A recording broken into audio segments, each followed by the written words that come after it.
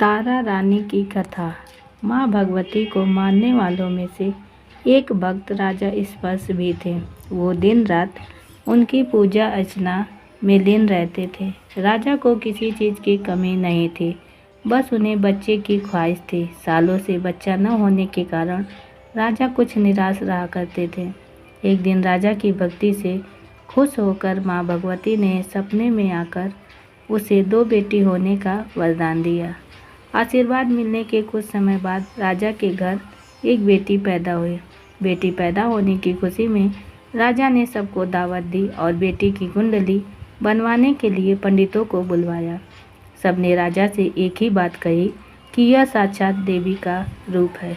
जहाँ भी इसके कदम पड़ेंगे वहाँ खुशियाँ ही खुशियाँ होगी। यह भगवती देवी की भक्तन होगी। इतना सब कहकर पंडितों ने लड़की का नाम तारा रख दिया। कुछ समय के बाद मंगलवार के दिन राजा के घर एक बेटी पैदा हुई। ज्योतिषों ने उसकी भी कुंडली बनाई और उदास हो गए। राजा ने जब उनसे उदासी का कारण पूछा तो ज्योतिषों ने बताया कि ये लड़की आपके जीवन में खूब सारा दुख लेकर आएगी। राजा ने ज्योतिषों से पूछा कि आखिर मैंने ऐसे कौन से खराब कर्म किए थे कि उसने मेरे घर जन्म लिया है। ज्योतिषों ने बताया कि आपकी दोनों बेटियां राजा इंद्र की अप्सराएं हुआ करती थीं। इनमें से बड़ी बहन का नाम तारा और छोटी का रुकमन था। एक दिन ये दोनों मिलकर धरती की सैर करने के लिए गईं। दोनों ने ही वहां पहुंचकर एकादशी के दिन का व्रत रखा। तारा ने अपनी छोटी बहन से कहा कि आज एकादशी का व्रत है, इसलिए बाजार जाकर कुछ ताज़े फल ले आओ, लेकिन वहाँ कुछ खाना मत। रुकमन बाजार फल लेने के लिए चली गई। वहाँ उसे मछली के पकौड़े दिखे। उसने झट से उन्हें खा लिया और अपनी दीदी के लिए कुछ फल ले लिए। रुकमन से तारा ने पूछा कि तुम अपने लिए फल क्यों नहीं लाई? उसने जवाब दिया कि वो मछली के पकौड़े खाकर आई है। तारा ने गुस्से में कहा कि तुम पापिन हो, एकादशी के दिन तुमने मछली खा ली। ऐसे खराब कर्म के लिए मैं तुम्हें छिपकली बनने का श्राप देती हूँ। अब उसी जंगल में तारा की बहन छिपकली बनकर रहने लगी। वहाँ एक जाने माने ऋषि गुरु गोरख भी अपने कुछ शिष्यों के साथ रहते थे। उनके शिष्यों में से एक बहुत ही घमंडी था। अपने घमंड के चलते वो शिष्य कमंडल में पानी भरकर एकांत में बैठकर तपस्या करने लगा। तभी एक प्यासी गाय वहाँ आ गई। उसने सीधे अपना मुंह उस कमंडल में डाला और पानी पी गई। पानी पीने के बाद जैसे ही गाय अपना मुंह बाहर को निकालने लगी तो कमंडल नीचे गिर गया और ऋषि का ध्यान भंग हो गया।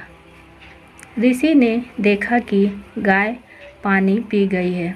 अब गुस्से में ऋषि ने गाय को एक चिमटे से बुरी तरह घायल कर दिया। इस बात की जानकारी जब गुरु गोरख को पड़ी तो वो तुरंत गाय को देखने के लिए गए। जैसे ही उन्होंने गाय की हालत देखी, वैसे ही अपने उस घमंडी शिष्य को आश्रम से बाहर निकाल दिया। कुछ दिनों के बाद गौ माता पर किए गए उस अत्याचार से होने वाले पाप को कम करने के लिए उन्होंने एक यज्ञ करवाया। इस यज्ञ के बारे में गाय को चिमटे से मारने वाले घमंडी शिष्य को भी पता चला।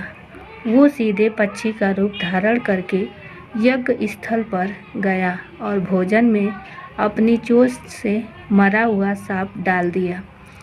किसी को इस बात की खबर नहीं हुई।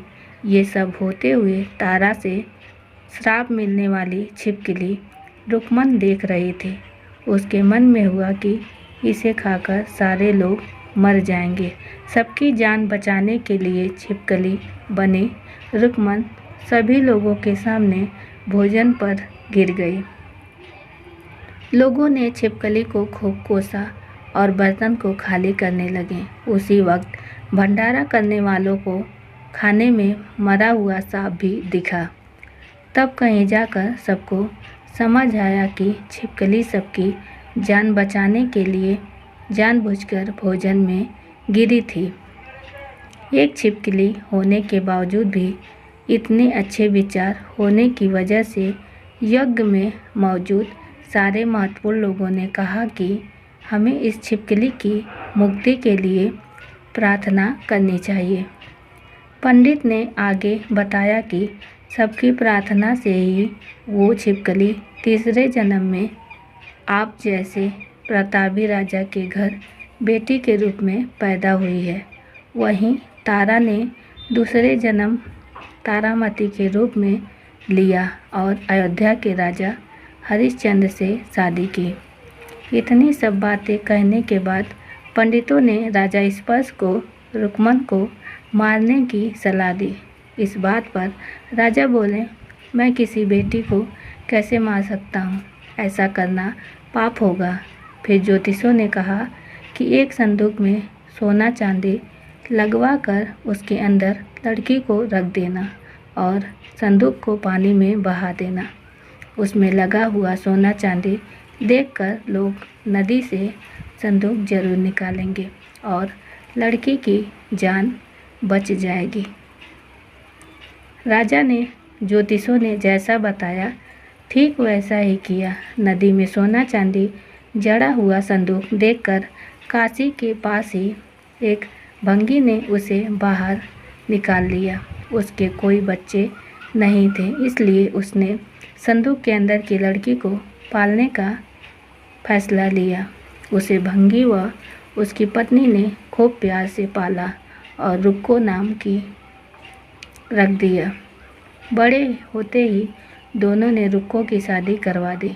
रुक्को की सासू माँ तारामती और राजा हरिश्चंद्र के महल में साफ सफाई करने का काम किया करती थी। कुछ दिनों के बाद रुक्को की सास माँ बीमार हो गई।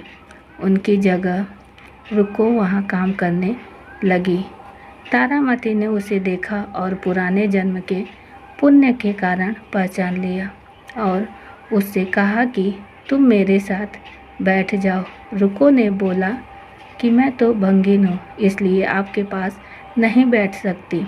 तब तारामती ने उसे बताया कि तुम पूर्व जन्म में मेरी ही बहन थी। तुमने एकादशी के व्रत के दिन मछली खा ली थी और मैंने तुम्हें दंड देते हुए छिपकली बना दिया। अब तुम्हें दोबारा मनुष्य जन्म मिला है, तो इस जन्म में माँ वैष्णो की पूजा करके पुण्य कमा लो। माँ की पूजा से तुम्हारी सारी इच्छाएं भी पूरी होंगी। तारामती की इस बात को सुनने के बाद रुक्को माँ वैष्णो से एक बेटे के लिए प्रार्थना करती है और कहती है कि अगर उसकी मनोकामना पूरी हुई तो वो अपने घर में माँ वैष्णो देवी पूजन और जागरण कराएगी। माँ वैष्णो देवी उसकी प्रार्थना सुन लेती हैं और उसे बेटा होता है।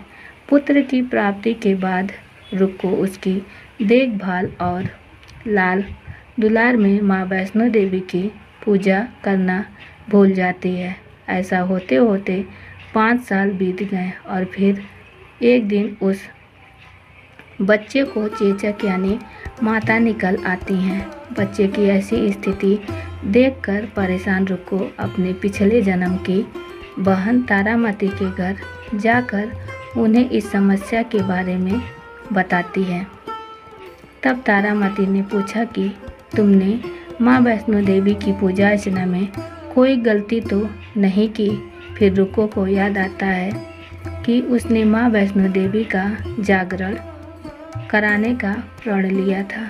ये बात याद आते ही रुक्को को काफ़ी पछतावा हुआ और मन में माँ से कहा कि बच्चे के ठीक होते ही वो अपने घर में जागरण कराएगी। अगले ही दिन उसका बेटा पूरी तरह ठीक हो जाता है। तभी रुक्को ने माता रानी के मंदिर जाकर पुजारियों को कहा कि मंगलवार के दिन घर में जागरण करवा दीजिए। रुक्को की बात सुनकर पंडित कहते हैं कि तुम यहीं 5 रुपये दे दो, तुम्हारे लिए हम मंदिर में ही जागरण करा देते हैं। रुक्को कहती है, मुझे पता है कि मैं चमारिन हूँ, लेकिन आप मेरे घर आकर ही जागरण करवा दीजिए। माँ किसी तरह का भेदभाव नहीं करती है तो आपको भी नहीं करना चाहिए। इस पर पंडितों ने विचार विमर्श करके कहा कि अगर रानी आपके जागरण में आती हैं तो हम तुम्हारे घर आकर जागरण करने के लिए तैयार हैं। पंडितों की बातें सुनकर रुक्को अपनी बहन रानी तारामती के पास जाती है और तारामती को सारी बात बताती है।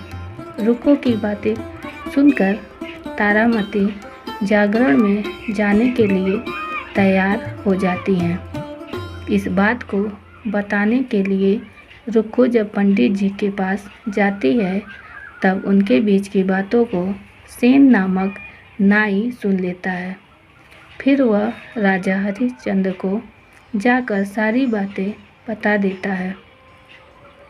राजा के मन में हुआ कि रानी को नीची जाति वालों के घर जागरण में नहीं जाना चाहिए। इसी वजह से वो अपनी उंगली काट लेते हैं, जिससे उन्हें नींद न आए और रानी जागरण में न जा सकें। जब जागरण का समय होता है तब भी राजा को जागते हुए देखकर रानी मन ही मन माँ वैष्णो देवी से प्रार्थना करती हैं कि महाराज को नींद आ जाए ताकि मैं जागरण में जा सकूं। रानी की प्रार्थना के कुछ ही देर बाद राजा को नींद आ जाती है। फिर रानी तारामती रोशनदान में रस्सी बांधकर महल से नीचे आकर रुक्को के घर चली जाती हैं। इसी जल्दबाजी में रास्ते में ही रानी का रेशमी रुमाल और एक पाँव का कंगन गिर जाता है। इधर कुछ वक्त बाद राजा हरिश्चंद्र की नींद टूट जाती है। नींद खुलने पर रानी को अपने पास न देखकर राजा उसकी तलाश में निकल जाते हैं। रानी को ढूंढते ढूंढते उन्हें रानी का रुमाल और कंगन मिलता है। रानी की चीज़ों को अपने साथ लेकर राजा जागरण स्थल पहुंचते हैं और एक जगह चुपचाप बैठकर जागरण सुनने लगते हैं। माँ वैष्णो देवी के जयकारे के साथ जागरण खत्म होता है और सभी को प्रसाद दिया जाता है। तब रानी अपने हिस्से के प्रसाद को झोली में डाल लेती हैं। रानी के ऐसा करने पर लोग उनसे पूछते हैं कि वो प्रसाद क्यों नहीं खा रही हैं। अगर आप प्रसाद का सेवन नहीं करती हैं तो जागरण में आए लोग भी प्रसाद नहीं खाएंगे। तब रानी बोलती हैं कि वह प्रसाद राजा के लिए था, अब आप मुझे प्रसाद दीजिए। फिर अपने लिए प्रसाद लेकर रानी सबके सामने उसे खा लेती हैं। रानी के प्रसाद खाते ही जागरण में मौजूद सभी भक्तों ने भी प्रसाद खाया। उसके बाद रानी महल के लिए निकल जाती हैं। तभी रास्ते में ही राजा उन्हें रोककर पूछते हैं कि तुमने नीच जाति के घर प्रसाद खाकर खुद को अपवित्र कर लिया है। तुमने मेरे लिए भी प्रसाद रखा है, अब तुम उससे मुझे भी अपवित्र करना चाहती हो। अब मैं तुम्हें अपने महल नहीं लेकर जा सकता। यह बोलते हुए जब राजा रानी की झोली को देखता है तब उन्हें प्रसाद की जगह गुलाब, चंपा जैसे अनेक फूल और कच्चा चावल व सुपारियाँ नजर दिखती हैं। इस चमत्कार को देखकर राजा हैरान हो जाते हैं। फिर राजा चुपचाप रानी को अपने साथ लेकर महल पहुंचते हैं। वहां रानी बिना माचिस के ही माता रानी के सामने दीप जलाकर राजा हरिश्चंद्र को और हैरान कर देती हैं। फिर रानी बोलती हैं कि माता के दर्शन करने के लिए बहुत बड़ा त्याग करना पड़ता है। इसके लिए आपको अपने बेटे रोहितास की बलि देनी होगी, तभी माँ दुर्गा आपको साक्षात दर्शन देगी। यह सुनकर राजा के मन में माँ के दर्शन की इच्छा होने लगी, जिसके लिए राजा अपने पुत्र की बलि दे देते हैं। बलि देने के बाद माँ दुर्गा शेर पर सवार होकर प्रकट हो जाती हैं। उन्हें देखकर राजा हरिश्चंद्र काफ़ी खुश हो गए और माँ दुर्गा ने तुरंत राजा के बेटे को दोबारा जिंदा कर दिया। इस चमत्कार को देखकर राजा हरिश्चंद्र खुश हो गए। तभी राजा ने माँ की पूरी विधि से पूजा करके उनसे गलतियों की माफ़ी मांगी। माँ दुर्गा ने भी राजा को खुश रहने का आशीर्वाद दिया और अंतर्ध्यान हो गए। तब राजा ने तारा रानी से कहा कि मैं बहुत खुश हूँ कि मुझे पत्नी के रूप में आप मिली हैं। फिर राजा हरिश्चंद्र, तारा रानी और रुक्मन तीनों अपने मनुष्य योनि से छुटकारा पाकर देवलोक में चले जाते हैं।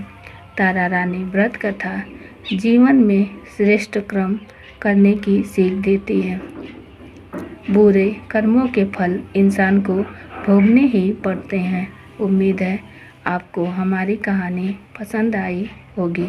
पसंद आई है तो एक लाइक ज़रूर करें और चैनल पर नए हैं तो चैनल को सब्सक्राइब करना ना भूलें। साथ ही बेल आइकन दबाना ना भूलें ताकि अगली अपडेट सबसे पहले आपको मिले। धन्यवाद। जय वैष्णो माता।